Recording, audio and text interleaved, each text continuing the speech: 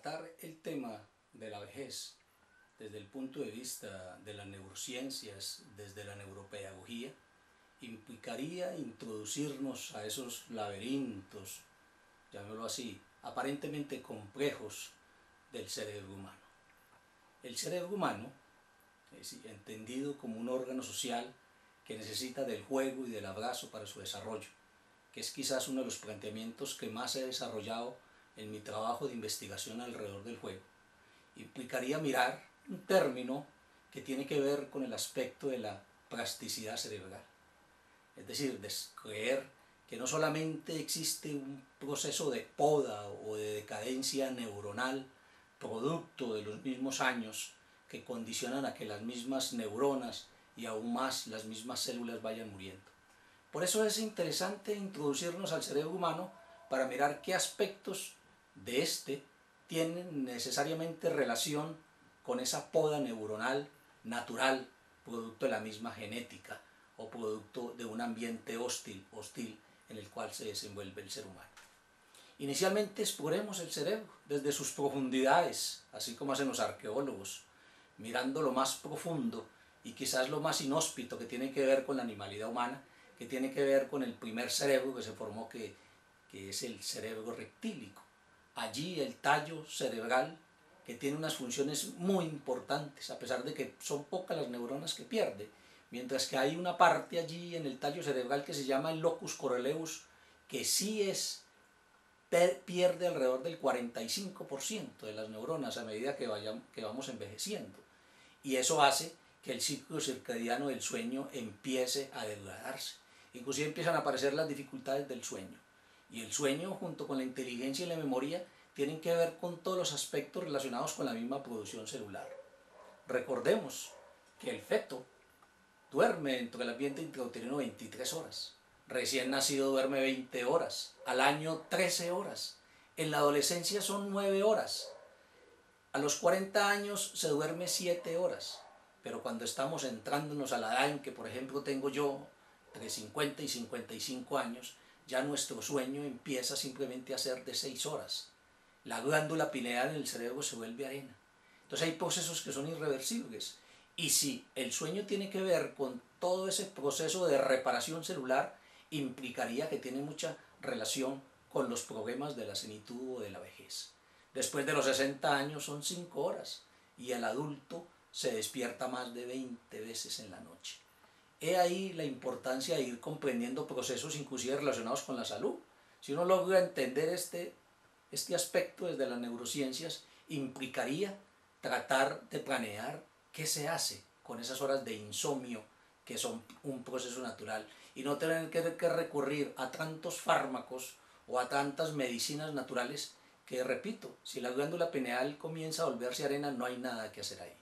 Si seguimos explorando desde las profundidades y entramos ya al sistema límbico o al diencéfalo, el sistema límbico, la parte media del cerebro, allí donde encuentra uno órganos como el hipocampo el 30% se va deteriorando a medida que van pasando los años, especialmente entre 50 y 60 años, lo que hace que muchos recuerdos nuestros se vayan perdiendo y nos hace sentir mal porque pensamos que estamos mal o que tenemos un problema de Alzheimer o que tenemos un problema de mal de Parkinson. Y resulta que es un proceso natural y tiene que ver más no con lo que se olvida, sino con las vías de recuperación, que son las que empiezan a dañarse a nivel del cerebro humano. Es decir, empezamos a tener dificultades para recordar cantidad de memoria, que puede ser memoria de largo plazo, porque también hay memoria de corto plazo que también se deteriora lo mismo que la memoria procedimental. Pero el hipocampo tiene que ver mucho con estos aspectos. Y el sistema límbico, recordemos, es el refugio de las emociones, entendidas no como sentimientos, sino como impulsos. O sea, son esos procesos en los cuales el hipotálamo plantea junto con la hipófisis todo ese proceso relacionado con el desprendimiento de hormonas y de neurotransmisores que nos incitan a la ira, al dolor, a la angustia y al estrés, dependiendo del contexto en que vivimos. Y un gran nivel de estrés también hace que la célula, en vez de construcción, empiece a degradarse. Pero tenemos que tener mucho cuidado con esos aspectos relacionados también con la tensión y la depresión. Si seguimos con la última capa, que tiene que ver con la corteza cerebral, ¿sí? Que es la parte más, llamémoslo, más evolucionada del ser humano, que solamente apareció entre hace 2 o 3 millones de años, mientras que el cerebro reptílico tiene un tiempo aproximado de más de 300 millones de años. El córtex frontal, este que se encuentra en esta zona acá, tiene que ver con los pensamientos, con la lógica, con la racionalidad, con todo lo que tiene que ver inclusive con componer una sinfonía, con un juego, e inclusive sentir envidia por algún aspecto relacionado con un compañero, por ejemplo, que tenga un carro, que tenga un mejor empleo con uno. Eso tiene que ver con el córtex frontal. También es el refugio de la conciencia. Recordemos que para Rodolfo Ginás la conciencia es el diálogo que hay entre el córtex frontal y el tálamo, allá en el centro del cerebro, mediado por los sentidos, nos dice Rodolfo Ginás. En estas áreas también existe un deterioro, pero hay que analizar el deterioro en qué partes, porque el córtex frontal no tiene fallecimiento de neuronas, mientras que las áreas motrices, o sea, nuestro movimiento que tiende a perderse con la vejez, entre el 20 y el 50% se deterioran. Las áreas visuales, el 50%, por eso nosotros a la edad en que estamos empezamos a sufrir grandes cantidades de problemas relacionados con la visión. El área auditiva también empieza, porque el 30 y el 50% también de esas células se empiezan a morir. Miremos esa gran poda o esa decadencia neuronal que puede ser producto genético o producto del entorno, pero miremos la gran posibilidad que tiene los elementos que plantea la neurociencia, que tienen que ver con la plasticidad cerebral.